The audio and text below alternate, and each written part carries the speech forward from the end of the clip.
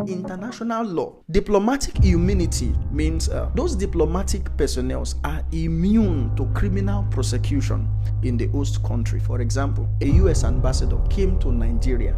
Those criminal laws in Nigeria here, they are immune to it because they are ambassadors of US. Are you aware that when the enemies, they caught Jesus, it was not the first time they were trying to catch him? They've tried it several times. They could not succeed. In fact, there was a time they wanted to push him off the hill and they couldn't explain. It just passed through their middle and they could not do anything.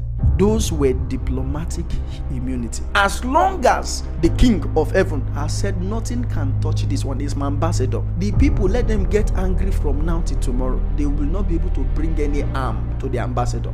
That was what happened all through the ministry of Jesus Christ. That even though they desire to kill him, they could not kill him.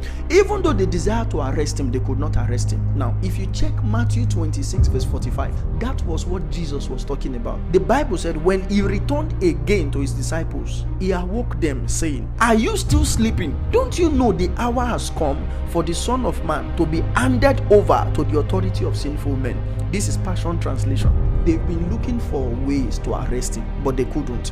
But you see, what happened was that the King of Heaven removed the diplomatic immunity on Christ, so that the systems of this world will finally have the authority to catch him. If not, no man has the power to catch him. So he said, "Don't you know that the hour has come for the Son of Man to be handed over to the authority of sinful men?" He was handed over to the authority of the sinful men only for one reason. It was because the King of Heaven revoked his diplomatic immunity. As long as that diplomatic immunity was active, nobody will be able to touch Christ. Now, what this thing means is that the devil does not have the authority to bring harm to you. He can try, but he does not have the authority to succeed. And the reason for that is because of the kingdom diplomatic immunity. You are shielded, you are covered, you are protected by the government of heaven. Now, if it is now in the will of God to achieve a thing by handing you over to them,